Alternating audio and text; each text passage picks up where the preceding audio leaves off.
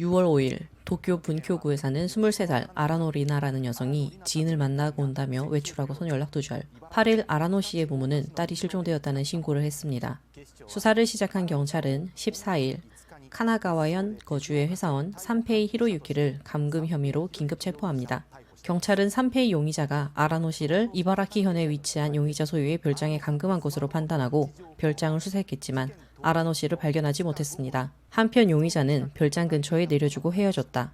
수갑을 채우거나 한 것은 맞지만 합의된 플레이의 일종이었다며 혐의를 부인했습니다. 4일 후 경찰은 별장 주변 산속에서 6.5m 높이의 나무에 매달려 있는 여성의 시체를 발견합니다. 사인은 불명, 시신은 전라 상태의 수갑을 차고 있었고 상반신은 부식되어 사후 1, 2주가 지난 것으로 판단되었다고 합니다. 다음날 부검 결과 해당 시체는 아라노 리나 씨가 맞는 것으로 결론 내렸고 수사본부를 설치하였습니다.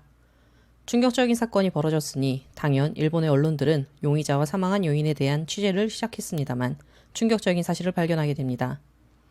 아라노 리나라는 여성이 FC2의 AV 영상을 업로드하여 돈을 버는 일명 시로우토 일반인 AV 배우라는 사실이 나온 것입니다. 또한 지난 2월 산페이 용의자와 이미 한 번 만났던 것으로 추정되는 기록도 발견됩니다.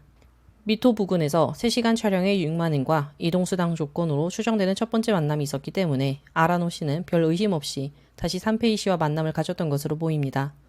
이러한 사실 때문에 일본 네티즌들 사이에서는 이번 사건이 동일 AV 촬영 도중 일어난 살인사건이 아닌가 하는 추측을 하고 있는 상황입니다. 아라노 씨는 트위터를 통해 동인 AV 출연 의뢰를 기다린다며 모집글을 올리기도 했으며 FC2에서는 마리, 미사키, 미와, 리온, 미리, 유이, 아소 등 여러 이름을 써가며 활동하였습니다. 또한 1년에 82편을 업로드할 정도로 왕성한 활동을 하였는데요. 돈 때문이 아닌가 하는 추정도 가능합니다만 아라노 씨의 아버지는 상당한 엘리트로 외국계 의학기업 출신이며 집 역시 도쿄 중심가의 고급 맨션이었다고 합니다. 즉 경제적으로는 풍요로웠다는 것입니다. 하지만 얼마 전까지 가부키초에서 혼자 살며 유흥을 즐기는 모습을 SNS에 올리기도 하였다는데요. 이러한 생활 때문에 유흥비를 벌기 위해 FC2의 영상을 올리기 시작한 것이 아니냐는 추측도 있습니다. 한편 산페이 용의자 역시 경제적으로는 상당히 풍요로운 사람으로 보입니다.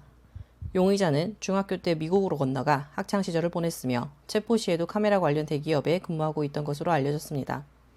사건이 일어난 별장도 본인 소유이며 5년 전에 부인으로 추정되는 여성과 반년 동안 살았고 그 후로는 가끔씩 찾아온다는 이웃들의 증언이 있었습니다.